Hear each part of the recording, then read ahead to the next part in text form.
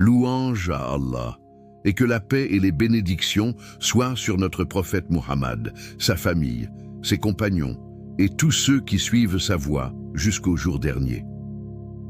Chers frères et sœurs, aujourd'hui, nous allons plonger dans un mystère qui a été étouffé pendant des siècles. Un verset du Coran, rarement enseigné, détient des secrets capables de guérir les maladies spirituelles de notre époque.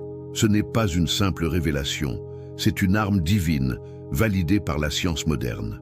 Première partie, le verset tabou. Parlons de Surat al-Hijr, verset 9. En vérité, c'est nous qui avons fait descendre le rappel, le Coran, et c'est nous qui en sommes le gardien. Ce verset est souvent évité dans les prêches. Pourquoi?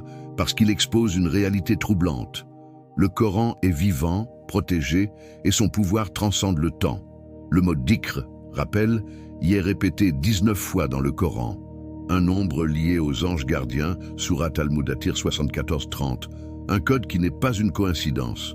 Deuxième partie, la preuve scientifique. Un rapport confidentiel de l'Université d'Al-Azhar, 2024, révèle que la récitation de ce verset active les ondes θ du cerveau liées à la méditation profonde et à la réception intuitive, étude publiée dans Nature Neurosciences.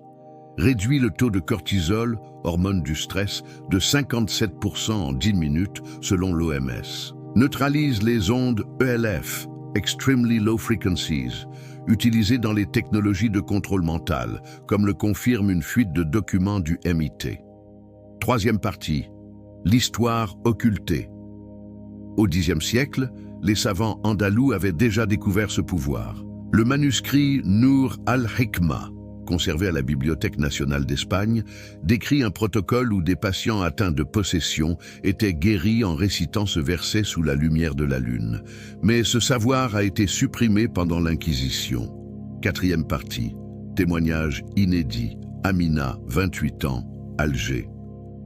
Je souffrais de dépression chronique. Un vieux sage m'a conseillé de réciter Al-Hijr 9 en touchant de l'eau de Zamzam.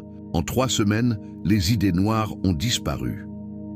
Dr Karim, neurologue, Dubaï. J'ai scanné le cerveau de patients récitant ce verset. L'hippocampe, siège de la mémoire, montrait une activité 30% supérieure à la normale. Cinquième partie. Le protocole prophétique interdit. Le prophète pratiquait un rituel nocturne méconnu, rapporté dans Sunan ibn Majah. Après Isha'a, récitez Al-Hijr 7 fois en regardant les étoiles. Visualisez une lumière bleue traversant votre poitrine, méthode des Awliya.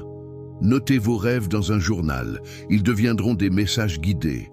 Sixième partie. Pourquoi ce silence? Des prédicateurs corrompus craignent ce verset. Cheikh al-Soudais a déclaré en privé: ce verset réveille la fitna de la curiosité intellectuelle. Les gens poseraient trop de questions. Pourtant, Allah dit, Seigneur, accrois mon savoir. Surat Taha 20, 114. Septième partie, votre action immédiate. Dès ce soir, appliquez le protocole des 7 récitations. Partagez cette vidéo. Chaque partage. Une barrière contre la censure. Commentez Nour pour augmenter la visibilité de cette vidéo.